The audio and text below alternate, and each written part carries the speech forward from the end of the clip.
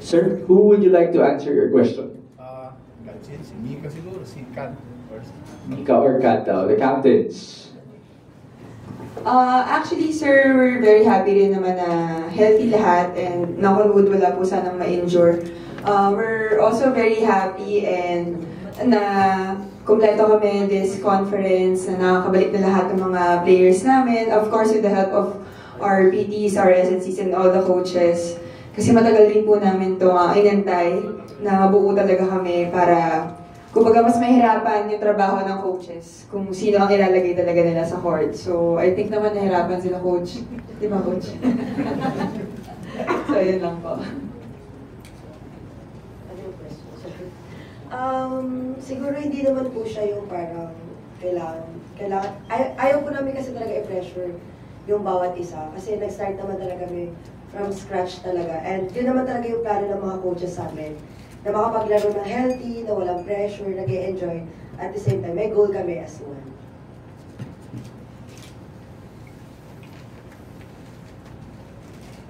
Hello, Kennedy Kapay from ABS-CBN News. Hi, Coach Ral.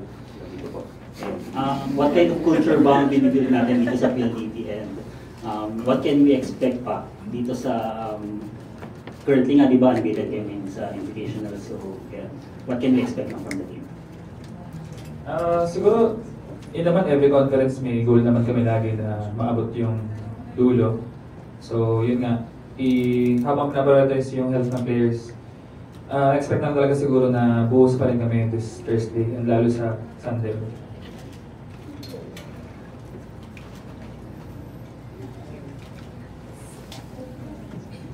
Hello po, good afternoon. Congratulations po again and thank you so much for giving us the chance. Grabe yung pagsingit niyo sa amin sa schedule and still appear here with all smiles. I have a question for Sabi. Actually, Sabi, it's really great to see you again. I've been interviewing you so often the past few weeks, but one thing that really stuck with me was when you said, the PLDT girls, they're my life, they're my everything. As in, ganun niya talaga kayo describe. And that's very heartfelt. Siguro, I just want to ask Sabi, that sisterhood, I feel we really saw this PBL on tour amongst all of you. How did that play a role in getting your first franchise championship? Well, for sure. Obviously, when you are close off the court, it helps on the court. Not even in terms of our system, but the chemistry that we're able to play with. Trusting each other to do each other's roles, to bawi, you know, if someone makes a mistake, ganun. But I feel like it's just easier when you're able to look around the court and trust everybody that you're bringing your best intentions, talaga. Like, everyone's on the same page. So, you know, going through our hardships and our best wins, obviously, it feels more, you know, worth it. Like it's, you know, we fought hard together, all our hardships, sacrifices, I keep saying this. The days that we don't want to show up, but we do for each other. So it makes it easier on us on a day-to-day and easy to win with each other, for sure. Thank you so much, Sabi. Thank you, guys.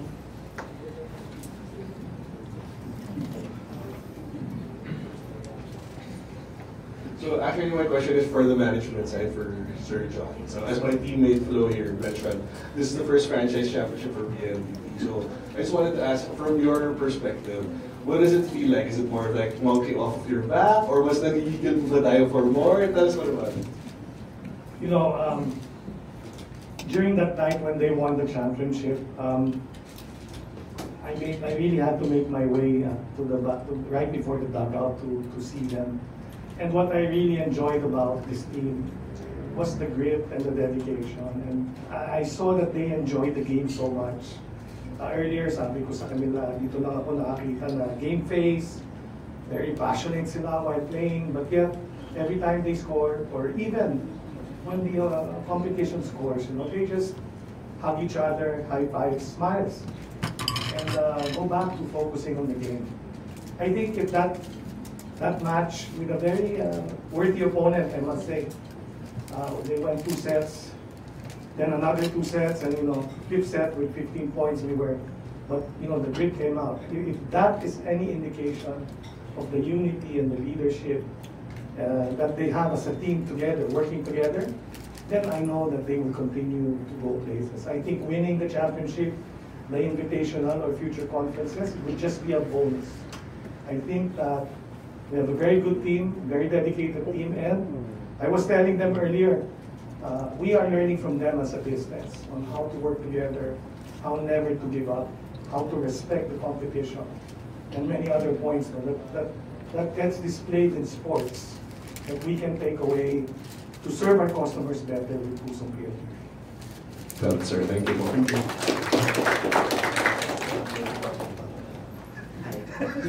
Kennedy again po. Siguro kay Kiana or kay Mika, siguro how important lang na nakakapag-connect kayo with with PLDT employees given na after this after your first ever championship.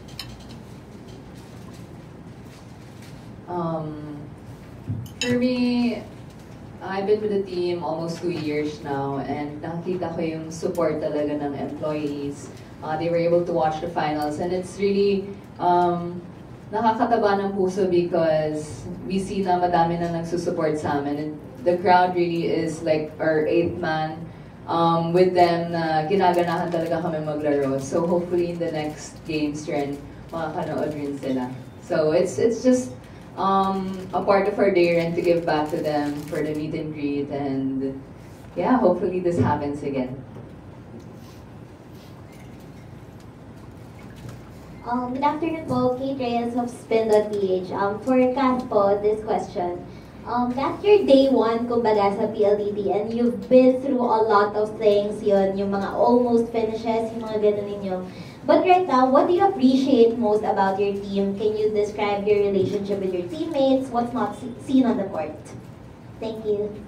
Siguro po yung na-appreciate ko with the team is yung nag-uusap pa rin kami kahit may mga bad days na hindi lang sa team parang was more on individual din siya na na-feel namin agad kung may something off with that player. And very thankful ako kasi ang bilis makaka-catch up ng mga kasama ko, lalo na sa mga instructions. So, sobrang nakaka-ano din siya as a captain. Hindi na siya mahirap for me na paano sila pagganahin maglaro, paano sila umayos paglaro ng pagganitong crucial na game. So, yung relationship ng team talaga, like, family na talaga siya. Hindi lang dahil nagtatrabaho kami or what. Talagang yung communication ng bawat isa. Talagang transparent. I mean, alam natin kung may something or masaya yung tao or malungkot. So, ganun na yung relationship ng bawat isa. Super kabisado. Oo, kabisado na namin yung bawat isa. Kahit isang kidnapper na alam na namin. Thank you po. Thank you po. Okay guys, I'm Francis from Puso Pilipinas. So let's pretend na di kayo sanay-sanay. Right, this one goes to our best libero. So kanina before lunch, I told you about the sikat comment na the earth is covered 70% with water. The remaining 20% is by Kat Arado, our best libero. So undeniably, you are the backbone talaga of the team. Heading into the finals again for this conference at the PBL, what is more difficult? Like winning the first championship, like to prove that you're one of the best, or defending it to prove that you're one of the top dogs of the PBL? Siguro mas mahirap po yung first. Kasi nga, hindi pa namin alam yung feeling. Nasa process pa rin kami na paano kunin yung championship. And siguro ngayon na magpa-finals kami ulit, i-maintain namin at the same time para mas, magdodoble pa yung tutok namin. Lalo na ako, as a defender nga. Kasi nga, hindi pwedeng sila lang Kailangan mag-extra effort din ako para hindi lang din masayang yung mga effort pag makasama. Thank you. Yeah, more questions? I have one for Coach Ralph Ricafort. Coach Ralph, pansin ko lang naman, grabe yung depensa ng team mo. Your net defense has been very impressive lately. I mean, you literally have your top towers here in this PLDT lineup. Pag makalagpas yung bola, may katarado ka sa likod na nag-aabang. How challenging was it to perfect this type of system? Or was it actually easy for you? Siguro lang, naging process pa rin naman talaga siya. yun nga, coming to this third year ng system, may balance na yun nga, may mga advantage kami with some players. Pero yun nga, nakapitalize lang talaga na since lumalaki na rin yung lineups namin, mas kailangan talaga mag-puon dun sa blocking. Kasi nga after nun, sila cut na yung bahala. So, nag-aabot lang talaga siguro ngayon na nagtutugma-tugma ng mga system. Thank you. Thank you, Coach. Do you have more questions from the media? Yes, sir.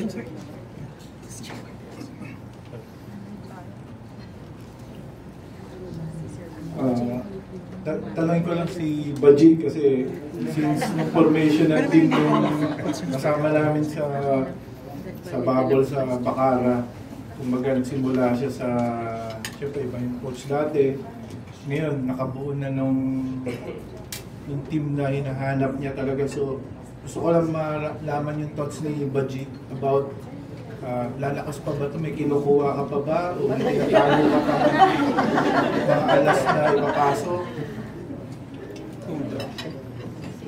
Microphone please to Sir Baji. Hello, good afternoon. Siyempre, back in 2021, we had a goal. Siyempre, yung champion. So, siyempre, hindi naman, it didn't happen overnight. So, kinuha namin yung mga pieces na tingin namin na makakapagpaabot ng goal namin. So, ngayon, we're very happy with the team. Siyempre, as much as possible, we wanna keep this team together for a long time. Pero siyempre, every year naman, draft tayo. So, tingnan namin kung sino rin yung pwedeng mag-fit back in the coming years. Import daw. Import? Secret.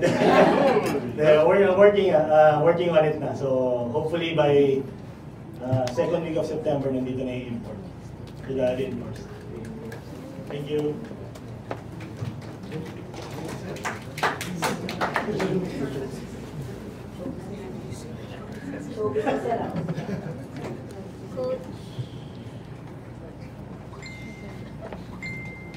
Hello. Coach, quick question lang. You know, having talent sa team is one thing, but managing ego is another. So can you talk about that? How difficult is it for you guys to manage those egos pagka talented masyado yung pieces mo? Siguro mas umangat lang talaga yung mas gusto nilang manalo as a team. Yun talaga yung set namin na goal sa culture sa kanila. Well, as of now, wala pa namang ganong issue. Huwag naman sana. Pero, yun nga, mas lamang yun na gusto na lang manalo sa team para magbigay ulit sa PNDT. So, hopefully, magtuloy-tuloy. Ate Kat, may gusto ka bang i-add doon? So, managing yung talents that you guys have. Wala, masaya po kami sa team. So, basta pag nag-tiktok na sa liga, okay na kami. Thank you po. Okay ba?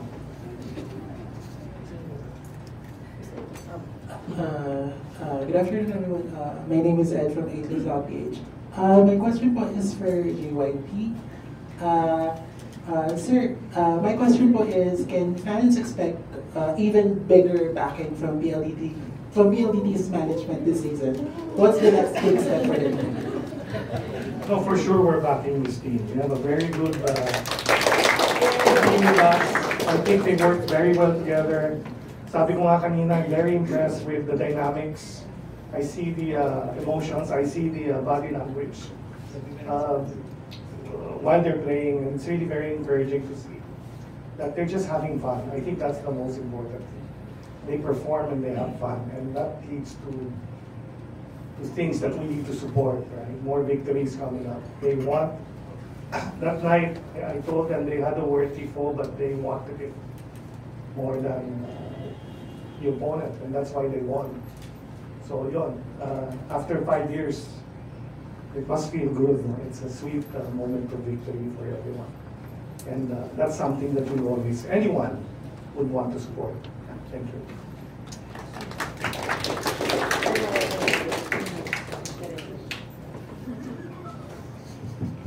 Good afternoon po. My name is Philip from Raptor. My question is for Aliyah. na-draft ka ng team and then immediately nag-champion sila dito sa on tour. So paano yung naging integration mo dito using dun sa mga natutunan mo sa Alas? And then anong feeling na pakalaro mo yung mga iniito mo na players from Lasal? Syempre, the learnings that I learned dun sa Alas training, I always try my best to apply it here sa PLDT. And at the same time, it's an honor to play with my athletes here, especially my Lasal athletes, kasi finally, kasi hindi ko naabutan sila sa Lasal, and I'm really honored. To be honest, everyone is really like an inspiration for me, kasi up until now, parang they keep on assuring me and tinuturuan nila ako, which is a good thing for me. Yeah. Thank you.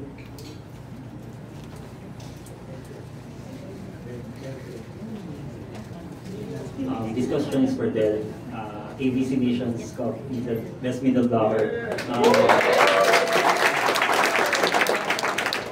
How big that is an achievement? Tapos, paano mo dinadala yung learnings mo sa national team to the process? Thank you po sa question. Hindi po, first of all po, nung naging best middle blocker po ako sa ABC, hindi ko talaga siya iniisip. Iniisip ko po talaga yung goal namin na maka-podium, so bonus na lang po yung award po. Then, wait lang. Then, dito, so pagbalik ko po dito sa PBL, I mean sa team ko, sa mother team ko, so balik training na lang po muna. So para sa akin, parang back to zero ako, pero for training lang po muna. Then, yun lang po.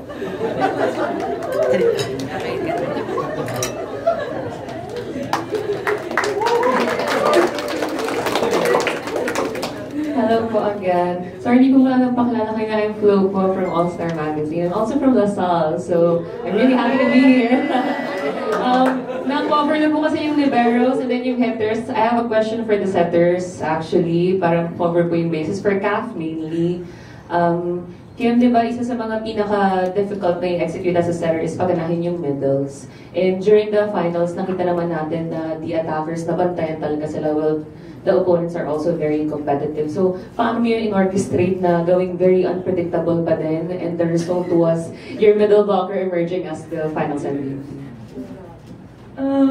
Siguro binibase ko rin siya sa mga previous games, kung sa technical side. Tsaka, hindi mo mawala yung tiwala sa kanila. Knowing na alam ko sila kung paano maglaro. So, yun.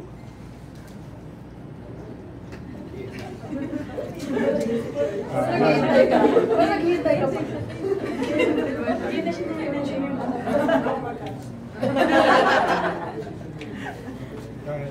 I have a question to Savi, because I was talking to Jude earlier about getting you to join the team, and at first though you were hesitant since you want to take medicine back home. So how long would you still play for PLDT? PLDT. Obviously, this is super far away from my home. I didn't realize when I graduated school that looking 2-3 years ahead I would be here. So it's just kind of mixed up my whole plan. Pero I think this is the best risk I could have taken.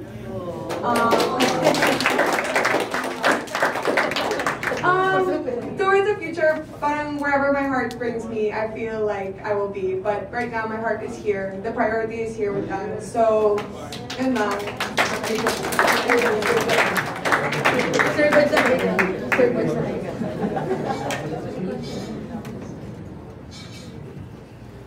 Do we have more questions from the media?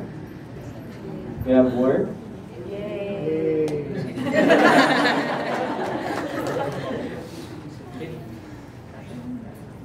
All right, so we do have a request because we're feeding a lot of